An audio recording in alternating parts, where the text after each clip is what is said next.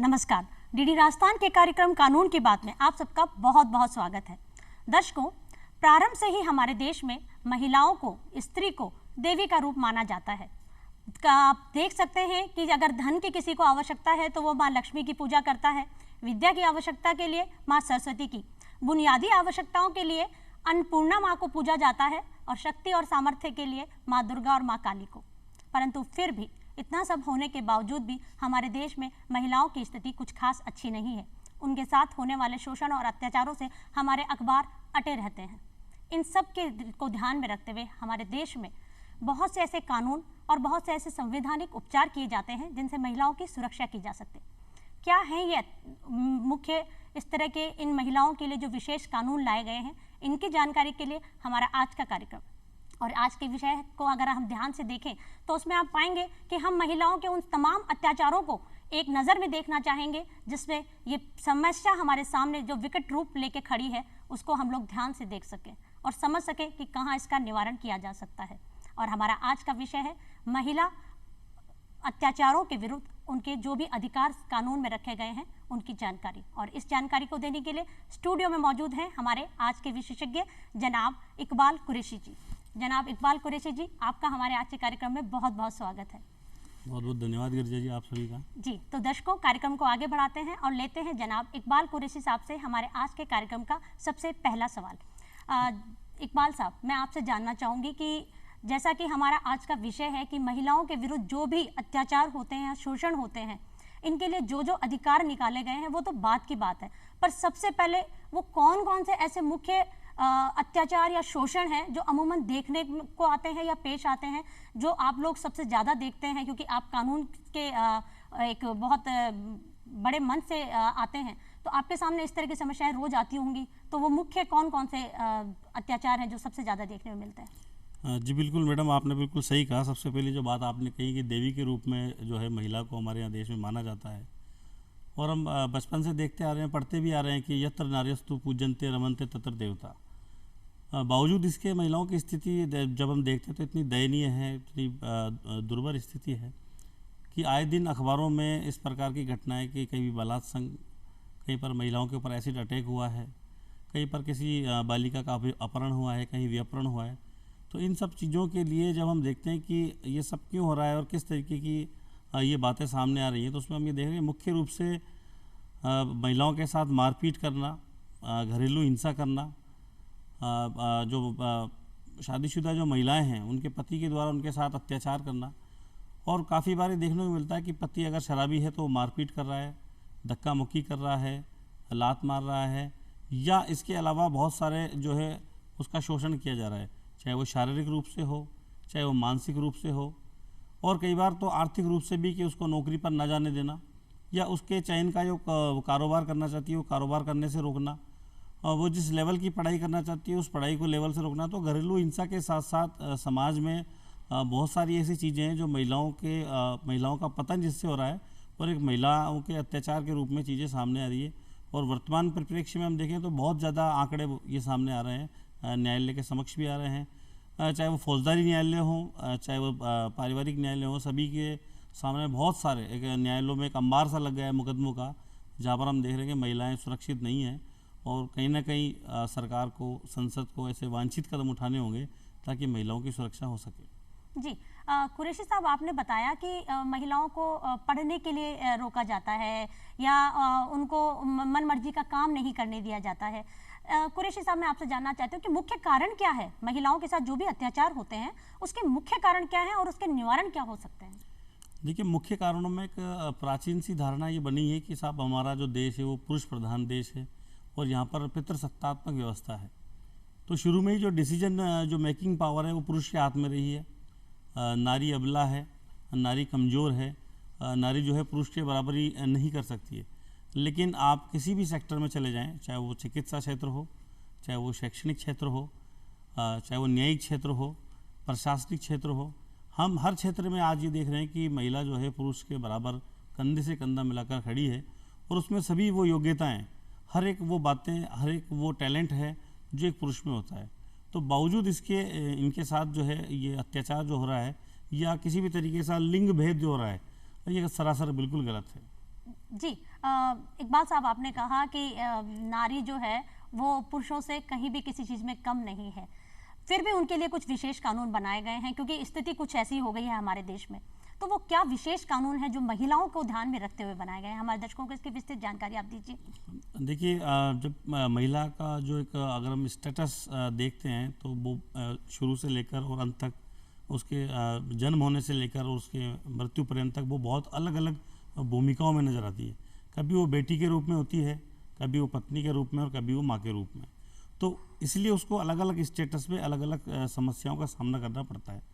जब वो एक बेटी के रूप में होती है तो वहाँ पर उसको परिवार में कई जगह, मैं हर एक परिवार की बात नहीं कर रहा हूँ यहाँ पर, पर्टिकुलर जिस प्रकार की जो विवाद उत्पन्न होते हैं मैं उन परिवारों की बात कर रहा हूँ कि जहाँ एक लड़का है और एक लड़की है, वहाँ पर विभेद किया जाएगा कि अगर दो बहन भाई और अगर वो किसी खिलौने से खेल रहे हैं और अगर वो आपस में झगड़ रहे हैं, रो रहे हैं, तो माता पिता ये कहेंगे कि भैया को आप ये खिलौना दे दीजिए और इसे खेलने दीजिए। तो देखिए, सबसे पहला जो डिस्क्रिमिनेशन है और जो विभेद है वो घर से स्टार्ट हो जाता है। ठीक है, उसके बाद में हम देखते हैं कि जब वो पत्नी के रूप में सामने आती है तो माँ बाप ये सोचते हैं कि अब ये पराया धन है, अब हमारी समस्त जिम्मेदारियाँ हैं जो उससे वो हमारी हट गई हैं। ऐसा नहीं है। इसीलिए ये दहेज के जो मामले सामने आते हैं, जो क्रूअल्टी के मामले सामने आते हैं, मानसिक प्रताड़ना के सामने आते हैं, वो इसीलिए आते हैं क्योंकि जब परिवार ही अपना अलगाव उस महिला के प्रति दर्शाता है तो जहाँ वो ससुराल पक्ष में जाती है वहाँ पर किसी भी प्रकार की जो छोटी मोटी बातें हैं, चाहे वो काम को लेकर होंगी, चाहे वो नौकरी को लेकर होंगी, या जो भी उनका आपस में विवाद होता है, तो वहाँ पर उसके साथ जब अत्याचार होते हैं तो उसको ऐसा लगता है कि मैं अब किसके पास अपनी समस्याएं लेकर जाऊँ। तो जब माता पिता ही अलगाव करते हैं तो इस प्रकार के सामने समस्याएं आती हैं, तो वो कहते हैं कि जाओ अपने माता पिता से दहेज लेकर आइए, और आपने विवाह के समय जो सामान दिया गया वो कम है। इन बातों को लेकर विवाद बढ़ता चला जाता है। तो ऐसी स्थिति में जब दहेज की समस्याएं सामने आई तो उसके लिए ये कानून बना, दहेज प्रतिषेध अधिनियम 1961। हालांकि इससे पहले भी भारतीय दंड संहिता 1860 में 498A का प्रोविज़न है जो हमारी दहेज प्रताड़ना की धारा कहलाती है।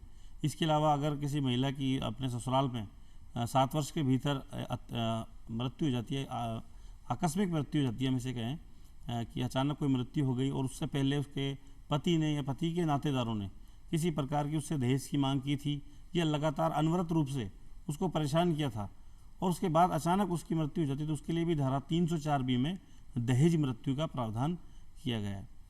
ठीक है, इसके अलावा बहुत सारे कानून हैं जो महिलाओं को प्रोटेक्ट करते हैं कि अगर घरेलू हिंसा की हम बात करें तो घरेलू हिंसा के संबंध में भी कानून बना है 2005 का, जिसमें हर एक उस महिला को अधिकार प्रदान किए गए हैं जो साझा गृहस्थी में, उस परिवार में, कुटुंब में निवास करती है। और उन सभी में ज़्यादातर हम ये देखते हैं कि एक आम धारणा लोगों में बनी हुई है कि सब घरेलू हिंसा केवल पत्नी के साथ होती है। तो एक बड़ी विचित्र सी बात है कि घरेलू हिंसा से पीड़ित एक पत्नी नहीं होती, एक बेटी भी हो सकती है, एक माँ भी हो सकती है, क्योंकि जब हम साझा गृहस्थी की बात करते हैं तो वहाँ पत्नी भी है, वहाँ माँ भी रहती है, वहाँ बेटी भी रहती है। जी, इकबाल साहब, मैं आपको बीच में रोकना चाहूँगी। मुझे एक्चुअली एक चीज़ समझ में नहीं आ रही है कि साझा गृहस्थी क्या होती है। आप मुझे पहले थोड़ा साझा गृहस्थी के बारे में समझाइए।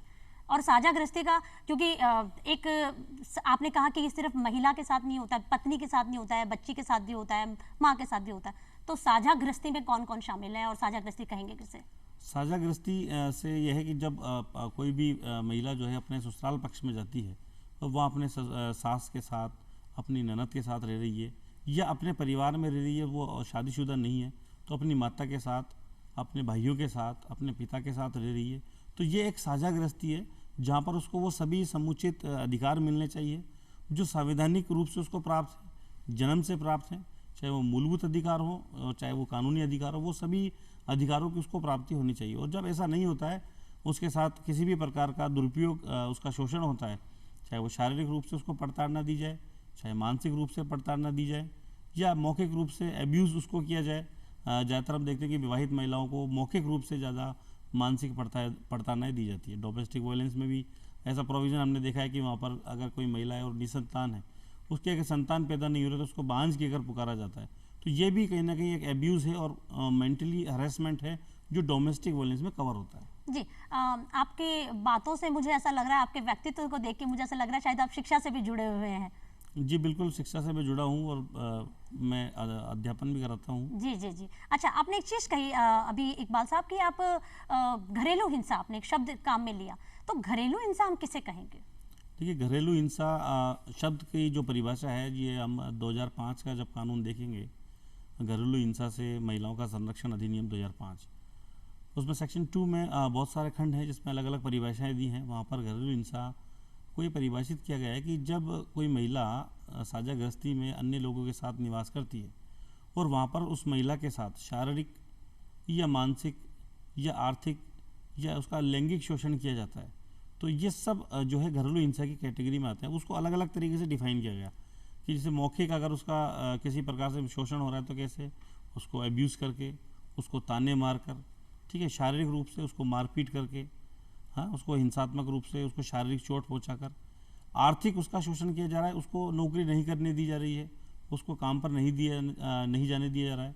तो इस तरीके से इसमें शारीरिक, मानसिक, आर्थिक, लैंगिक और भावनात्मक भी हरासमेंट शामिल है। जी, तो घरेलू हिंसा से सुरक्षा अधिनियम जो पास हुआ था 2005 में, जो वो था, और 2006 में जो लागू हुआ, उसमें जो उपचार के जो प्रावधान रखे गए हैं वो मुख्य रूप से महिलाओं के लिए क्या हैं?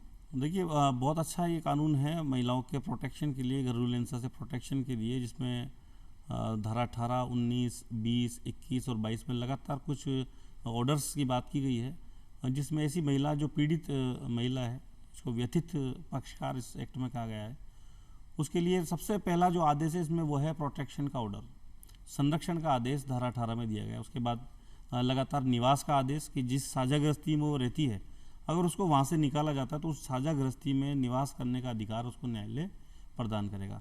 इसके अलावा मौद्रिक आदेश, या अगर वो शिकायत करती है और उस शिकायत पर किसी भी प्रकार का जवाब प्रस्तुत किया नहीं किया जाता रेस्पोंडेंट की तरफ से, तो वहाँ पर न्यायालय जो है एक पक्षीय आदेश जारी कर सकता है। जी, अच्छा, कामकाजी महिलाओं के बारे में आपने शुरू में अभी जिक्र किया, तो कामकाजी महिलाएं जो होती हैं उनके साथ अगर उनके स्थान पर, उनके जो जिसको हम वर्किंग प्लेस बोलते हैं, तो उस स्थान पर अगर उनके साथ कोई अत्याचार होता है या कोई दुर्व्यवहार होता है, तो उसके लिए वो क्या करें?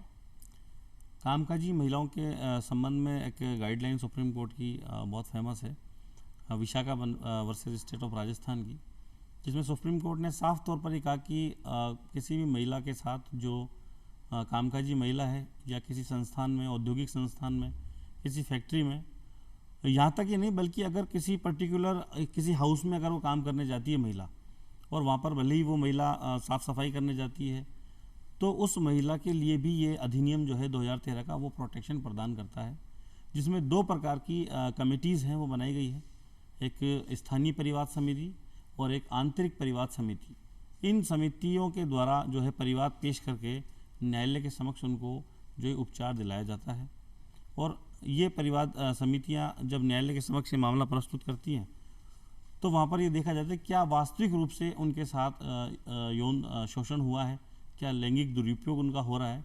ये सब चीज़ें देखते हुए इस अधिनियम के तहत उनको उपचार प्रदान किया जाता है, जिसमें प्रतिकर की व्यवस्था भी की गई है और साथ ही साथ दंडात्मक प्रावधान भी किए गए हैं। जी, इकबाल साहब, मैं आपसे गुजारिश करूंगी कि मैं, क्योंकि शायद हो सकता है थोड़ा सा गलत बैठ गई हूँ, तो मुझे आप पूरी तरह से नज़र नहीं आ रहे हैं, तो मैं आपसे अगला सवाल जानना चाहूँगी कि हमने एक बात की, आपने कहा कि महिलाएं जो होती हैं वो कामकाजी जब होती हैं तो उनके साथ में बहुत सारी दुर्व्यवहारें हो जाती हैं। इसके साथ में सर एक चीज़ आपने और कही थी, संपत्ति का, शुरू में आपने संपत्ति के बारे में बात की, तो मैं अब संपत्ति के बारे में जानना चाहती हूँ कि एक बहुत बड़ा हथियार महिलाओं को दिया गया, संपत्ति का अधिकार, लेकिन उस अधिकार के साथ एक बहुत बड़ी चीज़ जो महिलाओं के साथ लागू हो गई, वो हो गया उनका अपने मैके से मन मुटाव। वो एक बहुत बड़ी चीज़ है। अगर वो साइन कर देती है तब तो ठीक है, उसका संपत्ति से अधिकार छूट गया, लेकिन अगर साइन नहीं किया तो भाई और माँ बाप नाराज हो जाते हैं या जोर जबरदस्ती से उससे वो साइन करवा लिए जाते हैं।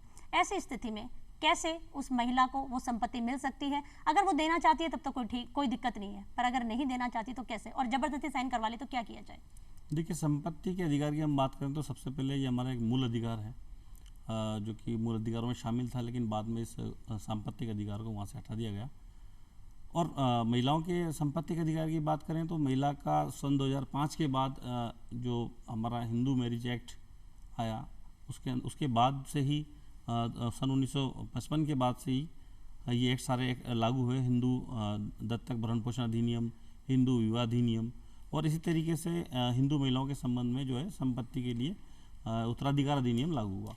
तो वहाँ से जो है सन 2000 के बाद, सन 2005 के बाद जो है महिलाओं को संपत्ति में अधिकार शामिल किया गया कि महिला भी उतनी ही संपत्ति में अधिकारिणी है जितना कि एक पुरुष अधिकारी है। तो वहाँ से ये मनमुटाव शुरू होना हुआ, क्योंकि हमारी जो परंपरा है, वो जो कल्चर है, वो ये है कि शादी के बाद भी हम बहनें जो हैं हमारे घर आती हैं, हम उनको भात ओढ़नी पहनाते हैं।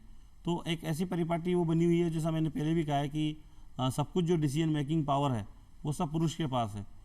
तो न केवल जो है डिसीजन मेकिंग पावर पुरुष के पास है, बल्कि इस कानून के तहत सन 2005 के बाद महिलाओं को संपत्ति में अधिकार मिला। और अगर ये संपत्ति में अधिकार नहीं मिलता है तो इसके लिए वो सिविल न्यायालय में वाद दायर करके अपनी संपत्ति प्राप्त करती हैं। दूसरी बात आपने कही कि अगर उनसे हक त्याग करवा लिया जाता है तो परिवार खुश हो जाता है, और हक त्याग अगर वो नहीं करती तो परिवार उससे नाराज हो जाता है। बिल्कुल ठीक बात है ये। तो उसके संबंध में अगर हक त्याग उससे करा लिया जाए बिना उसकी सम्मति के, उससे दबाव देकर या कपटपूर्वक कर लिया जाए, और ऐसा होता भी है कई बार, जो पर्दानशीन महिलाएं जो होती है वो इस प्रकार समझती नहीं कि किस प्रकार की लैंग्वेज उस दस्तावेज में है, और उस पर साइन करा लिया जाता है। तो उसके लिए आईपीसी में प्रावधान है, 420 420 का प्रावधान है, चीटिंग का प्रावधान है सेक्शन 415 416 में। तो इस प्रकार की रेमेडी उनको मिली हुई है। जी, अच्छा, एक आपने शब्द बोला कि विवाह उपरांत, क्योंकि संपत्ति का अधिकार अगर बेटी घर में है तब तो कोई दिक्कत नहीं है, पर अगर वो शादी करके दूसरे घर में चली जाती है तो अमूमन ये दिक्कत हमको देखने को आती है। तो विवाह के उपरांत भी बहुत सारी समस्याएं महिलाओं के साथ पेश आती हैं। कई बार उनका तालमेल नहीं बैठता है और परिवार में उनके साथ अत्याचार होते हैं, उनका शोषण होता है, शारीरिक या मानसिक प्रताड़ना उनको दी जाती है। ऐसी स्थिति में महिलाओं के लिए क्या विशेष अधिकार है? ये सबसे ज़्यादा जो मामले हैं वो इसी प्रकार के, जैसा कि आपने बताया मैडम अभी, कि शादी के उपरांत जो है महिलाओं को प्रताड़ित किया जाता है, मानसिक रूप से प्रताड़ित किया जा रहा है, दहेज के लिए प्रताड़ित किया जा रहा है, घरेलू हिंसा से उनको जो है प्रताड़ित किया जा रहा है। तो इसके लिए घरेलू हिंसा में तो प्रावधान है ही है, साथ के साथ 498A जो है आईपीसी 1860 में ये धारा दी गई है, जहाँ पर किसी महिला को जो है दहेज के लिए परेशान किया जा रहा है, साथ ही साथ उसका जो स्त्री धन है उसको अपने पोजीशन में ससुराल पक्ष ने रख लिया, उसको लौटाए नहीं जा रहे, उसके लिए भी सेक्शन 406 है, उसका प्रावधान है। तो इन धाराओं में जो महिला थाना है वो अपना रोल प्ले करता है। महिला थाना में आप FIR दर्ज कराइए 498A में, 406 में, और जो भी क्रूरल्टी आपके साथ की गई है, दहेज को लेकर जो भी आपको प्रताड़ना दी गई है, उसके संबंध में ये संज्ञेय अपराध है, जिसमें बिना वारंट के गिरफ्तारी होती है, और जिसमें सज़ा का प्रावधान है। जो प्रोसीजर जो है न्यायालय में उसका फॉलो होता है, और रिपोर्ट बनाकर महिला थाना जो है न्यायालय में पेश करता है, उसके बाद में पूरा उनको न्याय मिलता है। जी, अच्छा, परिवार न्यायालय के बारे में हम बहुत सुनते हैं कुरैशी साहब, तो परिवार न्यायालय आखिर क्या होता है और इसकी क्या भूमिका रहती है? किस तरह की समस्याएं इसमें लाई जा सकती हैं? पारिवारिक न्यायालय की हम बात करें तो सबसे पहले हमें जानना होगा कि पारिवारिक न्यायालय का अस्तित्व कब से आया। तो 1984 में कुटुंब न्यायालय अधिनियम, पारिवारिक न्यायालय अधिनियम जिसे हम कहते हैं, वो 1984 में बना, और अलग अलग शहरों में जहाँ पर 10 लाख से ज़्यादा की जनसंख्या है वहाँ पर इन न्यायालयों की स्थापना की गई। जैसे हम बात करें जयपुर शहर की, तो जयपुर शहर में पारिवारिक न्यायालय क्रम संख्या 1, 2, 3 है, और बहुत जल्द 5 तक होने वाले हैं। तो अलग अलग क्षेत्राधिकार के हिसाब से यहाँ पर अलग अलग मामले चलते हैं। और सबसे जो महत्वपूर्ण बात है, और मैं कहूँगा महिला के हितों की जो बात, वो ये है कि पारिवारिक न्यायालय में महिला स्वयं अपनी पैरवी कर सकती है। उसको पूरा अपना सुने जाने का जो अधिकार है, जो लोकस स्टैंडाई है उसका, वो उसको पूरा मिलता है। किसी अधिवक्ता पे उसको निर्भर रहने की आवश्यकता नहीं है। लेकिन फिर भी अगर महिला कोई ऐसी है जो इतना ज़्यादा समझ नहीं पाती, लॉ के बारे में समझती नहीं है, किस तरीके से न्यायालय के सामने प्रेजेंट होना है, कि बहुत सारी महिलाएं ऐसी हैं जो बहुत ही घर के वातावरण में रही हैं, तो उनके लिए भी न्याय मित्र की एक एप्लीकेशन लगती है। पारिवारिक न्यायालय में अनुमति प्रदान करता है, उसकी तरफ से अधिवक्ता पैरवी करता है। तो बहुत सारे अनेकों मामले हैं जो पारिवारिक न्यायालय में जाते हैं, और उनके संबंध में मामले में न्यायालय उनको निस्तारित करता है। जी, आप ये कहना चाहते हैं इकबाल साहब कि जो पैरवी करना चाहे वो महिलाएं अपनी पैरवी खुद कर सकती हैं, और जिनको अगर ज़रूरत है तो उनको न्याय मित्र मिलते हैं। जी, तो न्याय मित्र वकील ही होते हैं या कोई और होता है? न्याय मित्र बिल्कुल अधिवक्ता ही होते हैं, और अधिवक्ता के माध्यम से वो अपनी पैरवी करते हैं। जेरें भी उसमें होती है, बाकायदा पूरा प्रोसेस होता है। हाँ, जो सामान्य जो फौजदारी कोर्ट और जो सिविल कोर्ट है, हालांकि जब पारिवारिक न्यायालय नहीं था तो ये सारे कार्य जो है सिविल कोर्ट को करने होते थे, तो एक लंबी एक जटिल प्रोसेस हुआ करती थी। लेकिन पारिवारिक न्यायालय में पारिवारिक न्यायालय की स्थापना होने के बाद आप ये देखेंगे कि बहुत सारे मामले बहुत जल्दी से निस्तारित किए जाते हैं, और जो वादों की जो बाहुल्यता थी उसके ऊपर एक अंकुश सा लगा है। जी। अच्छा, 3 तलाक हमने सुना, अभी एक कानून पास हुआ था महिलाओं के लिए, मुस्लिम महिलाओं के लिए खास करके जो कानून पास किया गया, उससे महिलाएं अपने आप को कितना संबल महसूस करती हैं कि उनको एक बहुत बड़ा संबल मिला है इस कानून के आ जाने के बाद? देखिए, मुस्लिम महिलाओं के लिए एक बड़ी परेशानी का एक सबब था कि जब भी पति पत्नी के लिए कोई आपस में कोई विवाद हो, तो पति के पास एक इंस्टेंट ये पावर थी कि वो जी चाहे जब, चाहे नींद में, नशे में, मजाक में, या अपने माता पिता को खुश करने के लिए वो एक इंस्टेंट डाइवोर्स अपनी वाइफ को दे सकता था। एक साथ 3 शब्दों का उच्चारण करके वो एक ही बार में अपने वैवाहिक रिश्ते को समाप्त कर सकता था।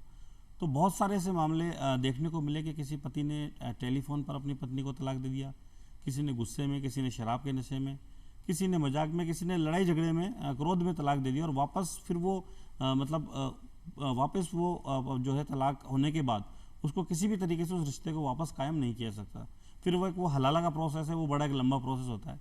तो इसके ऊपर जब केंद्र सरकार की नज़र पड़ी, और साथ ही साथ सुप्रीम कोर्ट ने सबसे पहले, केंद्र सरकार से पहले सुप्रीम कोर्ट ने इसमें एक अहम रोल निभाया, जिसमें सायरा बानो वर्सेस भारत संघ का मामला सुप्रीम कोर्ट के सामने आया। जो पीड़ित महिला थी उसने बताया कि मुझे जो मेरा पति है उसने इंस्टेंट ट्रिपल डाइवोर्स दिया है। तो उस पर सुप्रीम कोर्ट ने सबसे पहले तो बैन लगाया कि ट्रिपल डाइवोर्स जो है, जिसको हम तलाकुल बिद्दत मुस्लिम विधि में कहते हैं, इस पर हम बैन लगाएंगे। ये कतई मान्य नहीं होगा, अविधि मान्य होगा। और इसके ऊपर सेंट्रल गवर्नमेंट को ये डायरेक्शन जारी की कि जल्द से जल्द इसके ऊपर कानून बना जाए। तो सन 2019 में मुस्लिम महिलाओं का तलाक से संरक्षण अधिनियम ये पारित हुआ, जिसमें जो इंस्टेंट डाइवोर्स था या इंस्टेंट डाइवोर्स से रिलेटेड कोई अदर डाइवोर्स, सिमिलर डाइवोर्स है जिसमें डाइवोर्स इंस्टेंट हो जाता है, उस डाइवोर्स को यहाँ पर इल्लीगल माना गया, अविधिमान्य माना गया। और साथ ही साथ 3 साल की सज़ा का प्रावधान भी किया गया। अगर कोई पति, मुस्लिम पति, अपनी पत्नी को तलाक देता है, इंस्टेंट डाइवोर्स देता है, एक ही बार उच्चारण में 3 शब्दों के माध्यम से तलाक तलाक तलाक शब्द के अगर उच्चारण करके तलाक देता है, तो उसे 3 साल की सज़ा का प्रावधान होगा। और उस महिला की स्थिति वही होगी जो पहले थी, अर्थात वो उसकी पत्नी मानी जाएगी, वो एक तलाकशुदा महिला नहीं मानी जाएगी। मतलब शरीयत के हिसाब से तो चाहे आप उसको कानून को उस तलाक मानते होंगे शरीयत के कानून के हिसाब से, पर भारतीय दंड संहिता के हिसाब से वो तलाक नहीं है। हाँ जी, बिल्कुल भारतीय दंड संहिता नहीं, बल्कि जो एक कानून बना जिसे मुस्लिम महिलाओं का तलाक से संरक्षण अधिनियम 2019 हमने कहा, जो सायरा बानो बना भारत संघ की तर्ज पर जो कानून बना, उसके आधार पर ये डाइवोर्स मान्य नहीं होगा। तो बहुत ज़्यादा महिलाओं को रिलीफ भी मिला। और हमने देखा भी बहुत सारी जो मुस्लिम महिलाएं थी उन्होंने एक राहत की सांस ली। अपने यहाँ तक कि देखा कि अखबारों में, टेलीविज़न में भी हमने देखा कि महिलाओं ने मिठाइयाँ तक बांटी, कि हमें एक ये बहुत बड़ी एक समस्या थी या एक कुरीति मान लें इसको, क्योंकि इसके अंदर जो हमारा मुस्लिम पर्सनल लॉ है उसमें भी अगर हम देखेंगे, वहाँ भी इसको सबसे निंदनीय और घृणात्मक तलाक माना गया है। और इसके लिए साफ तौर पर मनाही है कि ऐसा तलाक आप ना दें, क्योंकि यहाँ पर दोबारा मिलने की जो गुंजाइश है वो बिल्कुल ख़त्म हो जाती है। जी। अच्छा, एक चीज़ हम देखते हैं, एक महिला आयोग बना हुआ है महिलाओं के लिए खास करके, तो महिला आयोग की क्या स्थिति है? जितने भी महिलाओं के प्रति जो शोषण होते हैं वो, और उनको लेके जितने भी अधिनियम बने हुए हैं सुरक्षा को लेके, उन सबके में महिला आयोग की स्थिति? महिला आयोग देखिए कॉन्स्टिट्यूशनल बॉडी है। राष्ट्रीय महिला आयोग की अगर हम बात करें तो वो संवैधानिक निकाय है। और दूसरी तरफ हम देखें तो स्टेट लेवल पर भी जो है महिला आयोग का गठन किया गया है। जैसे राजस्थान में राजस्थान राज्य महिला आयोग हमारे जयपुर में टोंक फाटक में स्थित है। और राष्ट्रीय जो महिला आयोग है उसमें नेशनल लेवल पर उसको गठित किया गया है, वो संवैधानिक निकाय है। और स्टेट में जो बनाया गया है वो क्वासी जुडिशियल बॉडी है। तो राष्ट्रीय महिला आयोग में हम उसकी संरचना की तरफ जाएँ, पहले तो एक अध्यक्ष होता है, उसके अलावा उसके 5 मेंबर होते हैं। अध्यक्ष होगी जो महिला होगी। और राजस्थान राज्य महिला आयोग की हम बात करें, उसमें भी जो अध्यक्ष है वो महिला होगी। जब भी रिहाना रियाज चिश्ती जो है उसकी अध्यक्ष हैं। तो मेन इसका जो ऑब्जेक्ट है बनाने का महिला आयोग का, वो ये कि महिलाओं को प्रोटेक्शन प्रदान करना, महिलाओं के अधिकारों को सुनिश्चित करना, महिलाओं के अधिकार जो नहीं मिल पा रहे हैं उनको वो अधिकार प्रदान करवाना, या महिलाओं के संबंध में जो भी कानून बने हुए हैं उसमें किसी प्रकार की कमी है, किसी प्रकार की अतिशयोक्ति है, तो उन कानूनों में सुधार करना और उनमें सरकार की तरफ ये ध्यान दिलाना कि इन कानूनों में किस प्रकार का संशोधन किया जाना है।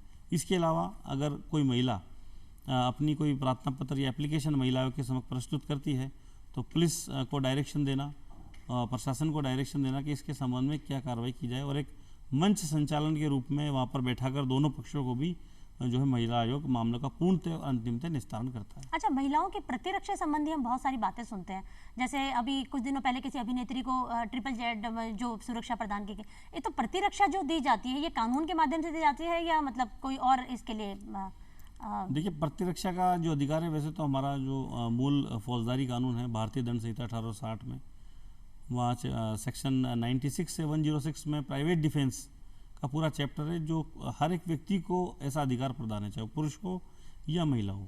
अगर उस महिला पर किसी भी प्रकार का हमला किया जाता है तो वो उसके काउंटर में एक रीजनेबल फोर्स को यूज़ करते हुए, युक्त बल का प्रयोग करते हुए वो महिला अपना प्रोटेक्शन कर सकती है, अपना आत्मरक्षा कर सकती है। कुछ हमले गंभीर रूप के होते हैं, जैसे उस महिला की हत्या करने के लिए हमला किया गया। दूसरा ये हो सकता है कि उस महिला को घोर उपति कारित करने के लिए हमला किया गया। तीसरा ये हो सकता है कि उस महिला के साथ रेप करने के लिए हमला किया गया। चौथा ये हो सकता है कि उसके साथ प्रकृति विरुद्ध काम तृष्णा करने के लिए हमला किया गया। पांचवा ये हो सकता है कि उसका अपहरण या व्यपहरण करने के लिए हमला किया गया, या सदोष अवरोध परिरोध करने के लिए हमला किया गया। और अभी एक नया क्लॉज उसमें और जोड़ा है कि महिलाओं के ऊपर तेजाब डालकर जो है इनके ऊपर हमला किया जाता है, एसिड अटैक से उसको घोरपति करने की जो है कोशिश की जाती है। तो इन सभी क्लॉजेज में महिला को, जो हमलावर व्यक्ति है, उससे जब इन सभी खंडों में उसको लगता है कि मेरी हत्या हो जाएगी या मेरा वो रेप हो जाएगा या मेरा एसिड अटैक मेरे ऊपर हो सकता है, ऐसे हमले की जब युक्तियुक्त आशंका है या ऐसा हमला किया जाता है, तो वो महिला हमलावर की मृत्यु कारित करने तक का भी उसको अधिकार प्रदान किया जी। इकबाल कुरैशी साहब, आपने जो आज जानकारी दी है ना, क्योंकि आप शिक्षा से भी जुड़े हैं और विधि से भी जुड़े हैं, तो एक बहुत बड़ा प्लस पॉइंट है कि आपने बहुत विस्तार से हमें बहुत सारी बहुत अच्छी जानकारी महिला अधिकारों के बारे में दी है, जो उनके ऊपर जो हो रहे हैं अत्याचार उनके विरुद्ध। तो मैं उम्मीद करती हूँ आपसे फिर मुलाकात होगी और हम फिर एक नए एपिसोड में आपसे फिर दोबारा से मिलेंगे। तो दर्शकों, अबला तू सबला बनेगी एक दिन, बदलेगा तेरा नसीबा एक दिन, तू है दैवी एक दासी तू नहीं, बदलेगा तेरा नसीबा एक दिन। इसी उम्मीद के साथ कि एक दिन महिलाओं के साथ होने वाले अत्याचार कहीं ना कहीं जाके तो खत्म जरूर होंगे। जनाब इकबाल कुरैशी साहब, आज के कार्यक्रम में पधारने के लिए बहुत बहुत धन्यवाद। तो दर्शकों, उम्मीद करती हूँ हमारे आज के कार्यक्रम में दी गई तमाम जानकारी आपके लिए लाभकारी सिद्ध हो। अगले हफ्ते फिर होगी मुलाकात। कार्यक्रम रहेगा यही, कानून की बात। और तब तक के लिए नमस्कार।